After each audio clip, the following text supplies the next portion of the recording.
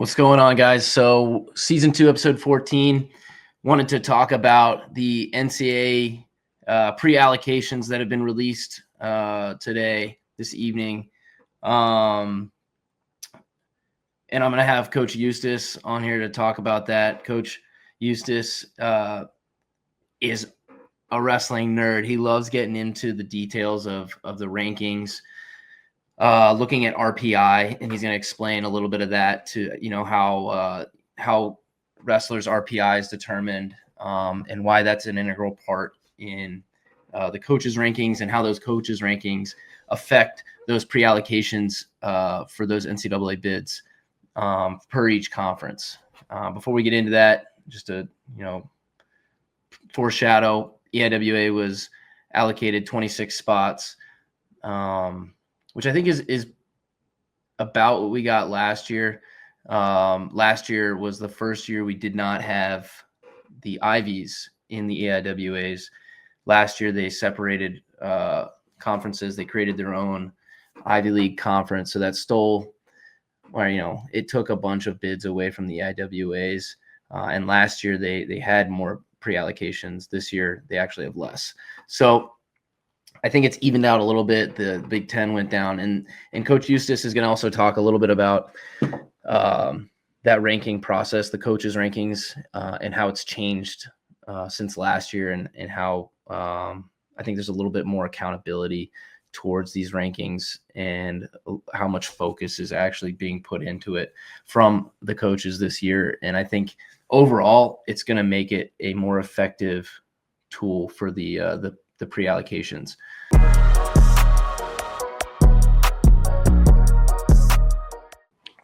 We're ready. Is everybody's in bed? No, Danny went to she went to work on some dance. I don't even know what team she went to work with. Maybe Maryland. And then the kids are getting ready for bed, but mine are a little easier than yours. Because Grayson's what, 9? Second grade, 8, yeah. He's about as mature as they come, so he does what he's told. Well, I wouldn't know what that's like. Usually, yeah. Well, anyway, no, I appreciate it. I feel like we're already recording, so we'll just roll right into it. But this is kind of an exciting time for everybody, like getting into postseason stuff. Like, obviously ended the regular season on a sour note, but we won't go that way. But the coaches ranking, is this the finals coaches ranking, or is there one more?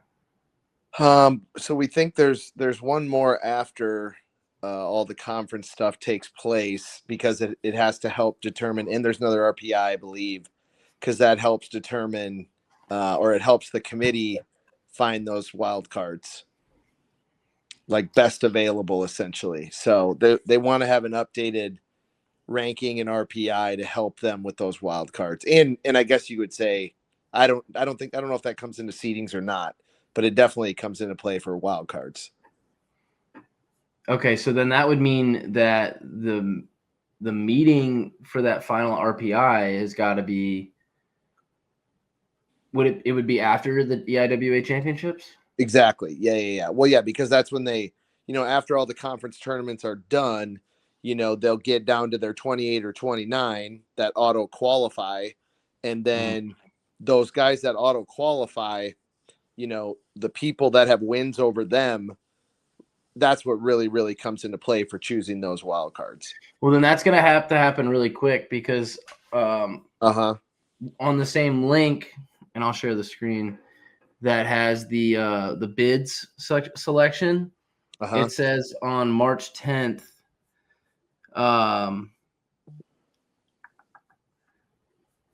right here, where am I at?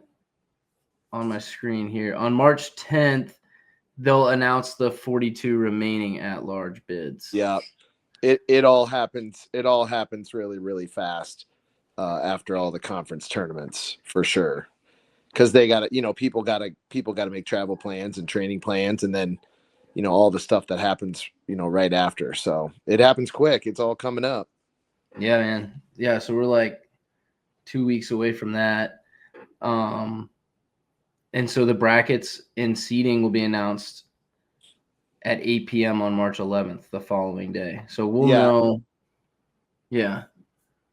And that's when they make a big production of who's the number one seeds, and they do the bracket reveals and everything. But the day before the wild cards is always a really big day, or at large, whatever you want to call them. But no, the first step obviously is these allocations are, super critical. You start to get an idea of what the bracket's going to look like, or maybe not the bracket's going to look like, but you're going to get an idea of what the field's going to look like, because of who's in each conference.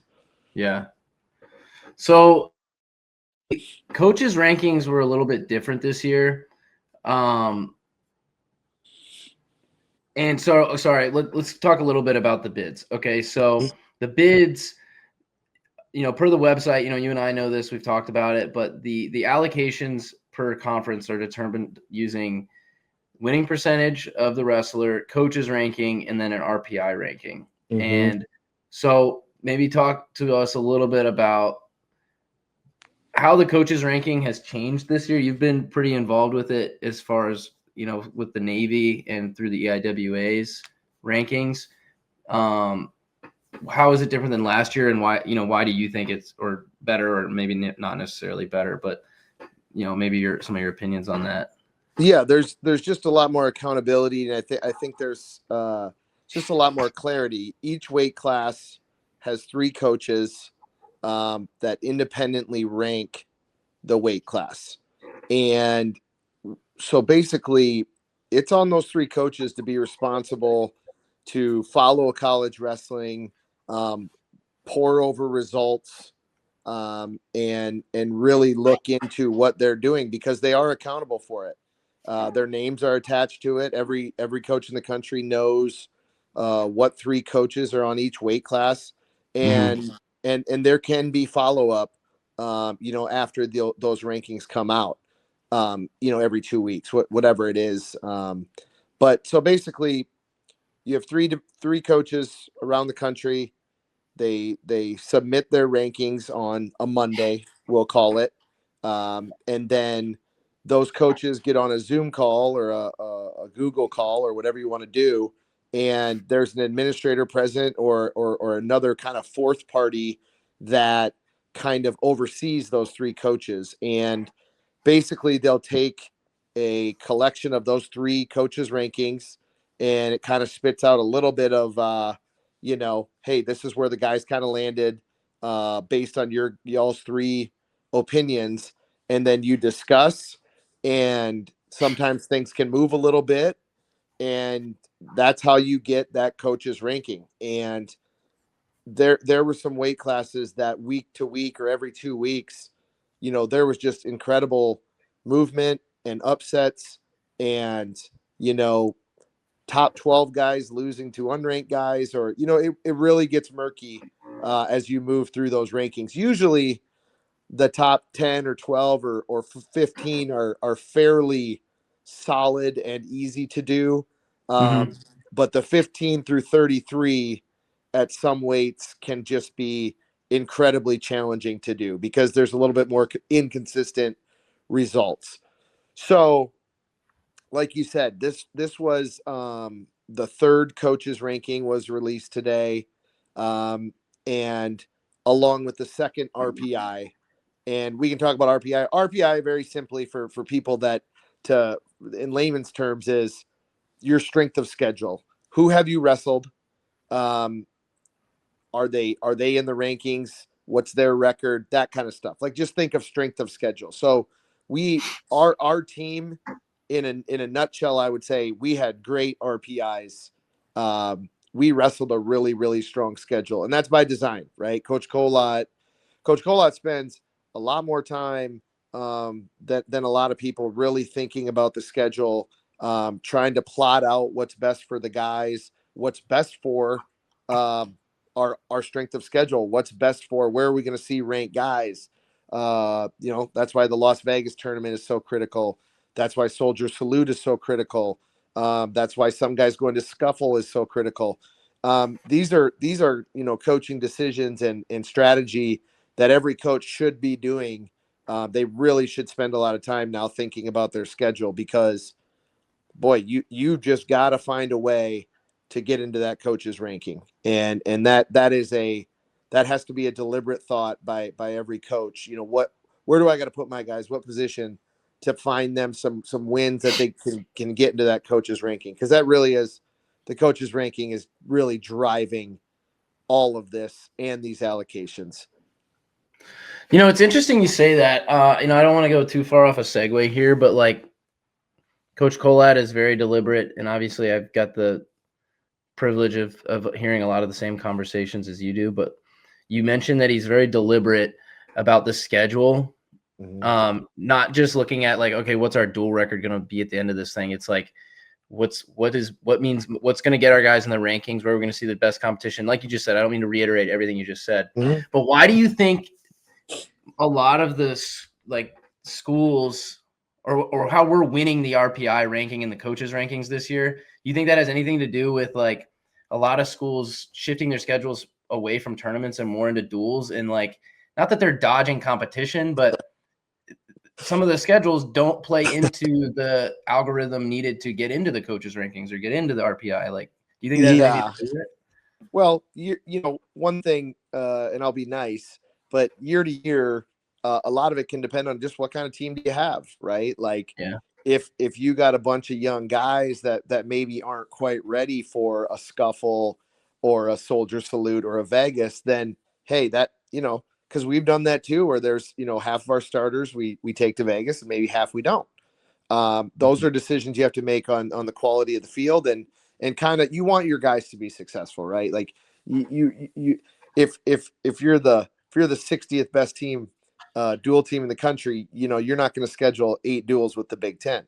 And so some of that does come into play. I will, however, say, sometimes coaches might want to pad their dual meet wins, right? Like there's something to be said. Some coaches have the mentality of, man, I got to get my got to get my dual wins up to, impress my fan base and my donor base and my administration. There's fair. Some of that, but I think for the most part, Division I wrestling programs, they want to get guys to the national tournament, and that should be, not every program is in a position to do that every year, but ultimately every coach wants to get guys at the national tournament. It's like, it's the pinnacle of our wrestling in this country. And so, those are our goals. Me and you had this conversation the other day in private, but we have really, really lofty goals. And I don't think anyone would be surprised to hear that, but we want guys at the national tournament getting on the podium and itching to be a national champ and striving to be a national champion. And that's the culture that Carrie and the entire coaching staff, I mean, shoot, you see it every day. You're grinding in there. You feel it, you see it. And so those are our goals, and we're got to do everything we can to get our guys ready for EIWAs and the national tournament. Yeah. I mean, that's really well said. I think that sums it up pretty good. And that was, a nice way of putting it as far as like how coaches are orienting their schedule based on their team. And that being said too, like, again, I don't want to veer too far off the RPI and the conference bid stuff, but like our team really isn't too much different from last year. We only lost one starter last year with Josh. So everybody's coming back. 2 plebes in the starting lineup, 3 Gage was in the lineup for a lot of the first part of the season when Williams was out. But, like, I feel like we've won, maybe not fully won the war or figured out like how to get everybody in the rankings. But last year, this time we had 3 guys in the rankings. Now 2 weeks ago we had 7. Today we had 5. We lost Brennan and Zion, but we have 5 guys in the rankings and more than 5 in the RPI. Yeah. You think that's strictly because of the way that we've played the schedule, or our guys have definitely gotten better too. It's not that. I don't want to take away from that, but I think you hit a good point about the way that Colette deliberately orients the schedule around how to get our guys to the national tournament. Is Oh that yeah, accurate? we definitely we made a couple changes this year. The journeyman event that we went Oh to yeah. up in Pennsylvania, we got some really good wins there, and saw some very good competition. That was like an additional event for us that made a big difference. And then I think, the other thing, Soldier Salute's been really big, and this year we sent some guys to the scuffle at the same time that the Soldier Salute was going. That was a really, really good idea by Carrie and the coaching staff to pull that off, because we did have to split up. And again, you got to have trust in your staff, and you got to have trust in your guys to split up like that. I mean, you see it. Traveling is never easy for anybody, especially wrestlers. So we did like those two changes alone. But you look at the journeyman event. We got to wrestle. We got to wrestle Rutgers and Appalachian State. So it's like, you know that doesn't happen. That was in this back to back. That was in the same gym the same day, and it's like, that was a great event for us. We Hmm. got some really good matches the second day, but overall in terms of the team, yeah, man, we had a really good dual team this year. I don't know that we ever had a duel where everyone was clicking at the same time. Maybe the American duel, but in terms of a dual team, boy, we had a really, really nice team, and I expect it's gonna, we may even have a better team next year. If you want to know, we're not looking forward obviously to that yet, but we had a really nice team. You mentioned the two guys on the ends, 25 and heavyweight are, I mean, it's so critical in college wrestling to have someone that's confident walking on the mat first, and a guy that you're confident in walking onto the mat last. And we had that. We just found a ton of consistency in both those guys. Benny has just done an incredible job this year, changing his body and adjusting. Again, he's a freshman, Yeah. and he's done man. We've all felt great every time he's ran out on the mat, and that can really affect a team. And then, Spencer has had a great freshman year as well, and I still don't think we've seen their best. Hmm. And but having those end caps, or whatever you want to call it, that's really made a big difference. Yeah, man, and it's exciting to think that we get to you know watch him for another 3 years. And we Yep. still got more to do, obviously. Yep. Um, Going back to this, Yeah. so what really stands out to you? Like, if for those who are watching, this is the I don't even know if I'm the qualify. The pre-allocations for each Yep. conference. So we got each conference up here. It's hard to see, but we got every conference. It's got the total number of bids per weight class, and then at the bottom is the at-large. So we have the pre-allocations per weight class. Some of them are different than others. 28 and 29 is what it looks like, and then the at-large bids for those who don't fall within those pre-allocations. Yep. Maybe like what stands out to you here, not just with the EIWA, but like what do you see that stands out, I guess? Yeah, so we went up a little bit. The Ivy League went down a little bit from last year, which I think, again, last year was the first year that those have been split up. Hmm. And Yeah. that really, I think, threw a wrench into last year's allocations. I think theirs might have been a little high last year, and ours was a little low, to be honest. Hmm. I believe the Big Ten went down a little bit this year, and so some of that got kind of like settled out into the other conferences. Um, that Yeah. was my and those were the first three things that I saw when those popped up today. In terms of EIWA, I think 57 probably, boy, I don't know how we didn't get three. And this is it, I don't know who's going to watch this or even care. But you got someone, the Army guy got in 33 in the coach ranking. And he was very high in the RPI, but that still wasn't enough to get him or get our conference an allocation, or for him to earn an allocation for our conference. So, Rosinski and John Lay, qualified those two spots. And, but, I was kind of thinking that the Army guy could possibly earn us another one there at 57. Hmm. Um, other kind of takeaways, four at heavyweight's a great sign. That's, when you see that at 65 in heavyweight, boy, that's a pretty good number to have. Yeah. And so, that really stuck out to me as well. And then 49, you got to go win the tournament, and there is no clear cut favorite at all. Yeah. We really, really like our guy. Cayman can go there and win, four matches and win that tournament if he's wrestling confidently and I would say wrestling intelligently. If he's wrestling where he's supposed to be wrestling, who cares if there's a one there, right? Like, Yeah. go to the tournament. The idea is to beat everybody. So, I mean, that's what our guys should be thinking is, I'm going to go there and win the tournament. And that number is going to line up with where I'm at. Yeah. I mean, everybody should be going in to win.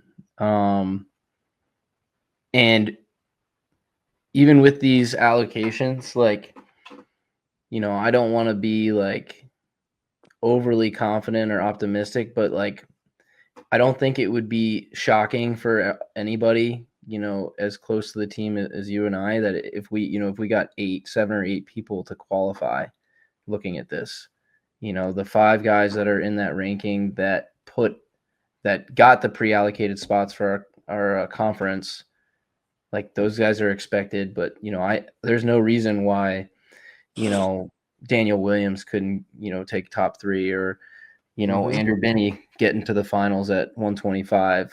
Those guys can sneak in there and do well at conference.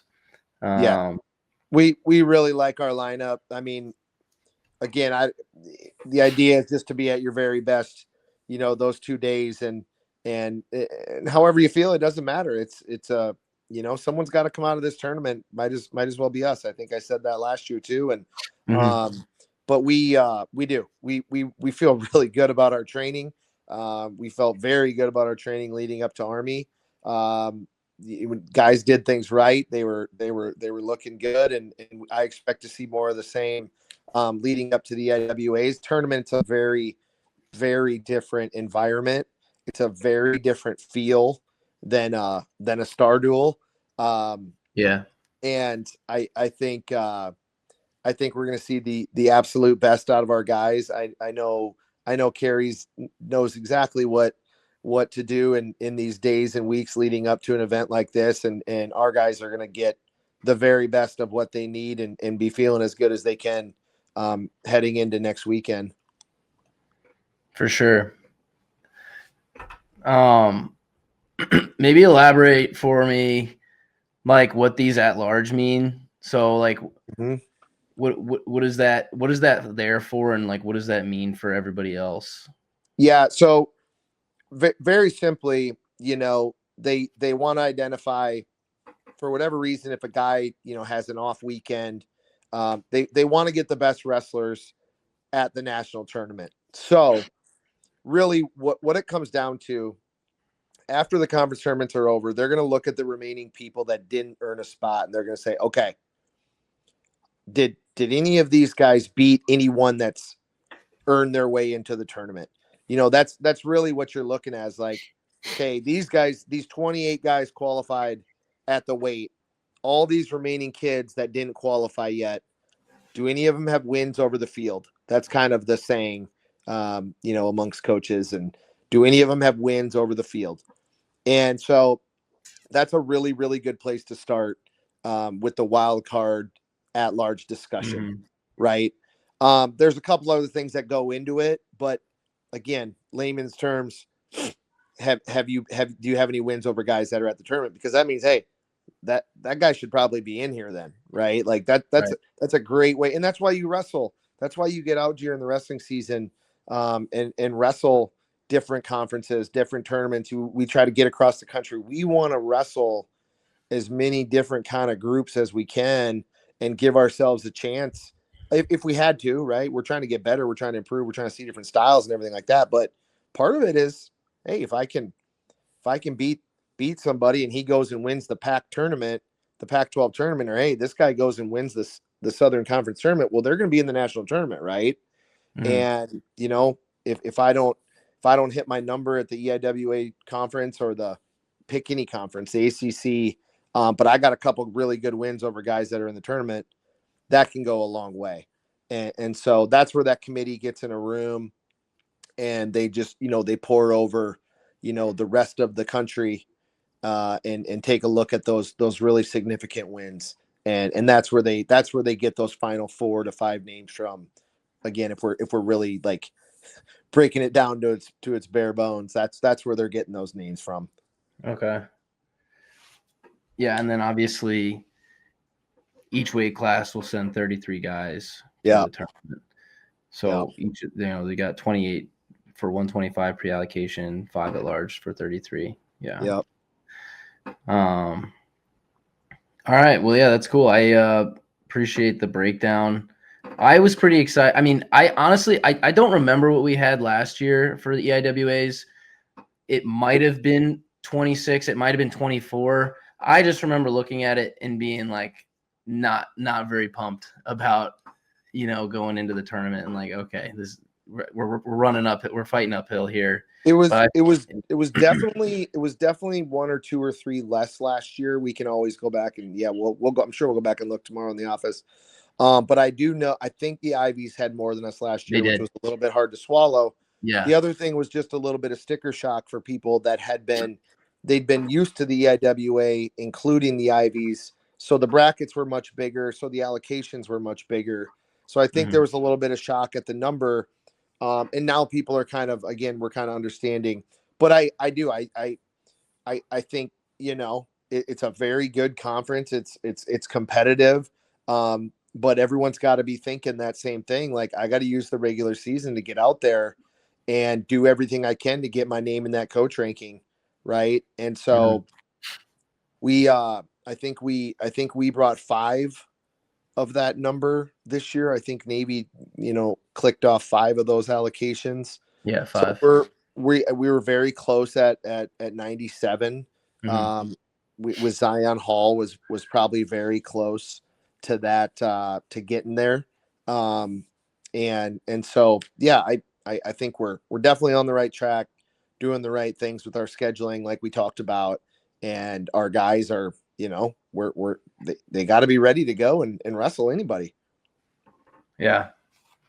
Yeah, it's going to be good. It's going to be fun. 2-day tournament. That'll be next Friday, Saturday, over at American University, March 6th and 7th, streaming on Flow Wrestling.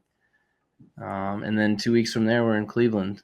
So, and then like we were talking about earlier in the call here, we'll know March 10th who's going, from the at-larges, and then March 11th, that evening, they're going to come out with the brackets, and then we can start playing some games, mental games, trying to figure out where our guys fall out and matchups and stuff. So, awesome. It's an amazing time of year, and you can't help but be excited. These guys put in so much work. It's year-round work now, and recruiting and training when we can in the summer and the off season, and then obviously the wrestling season.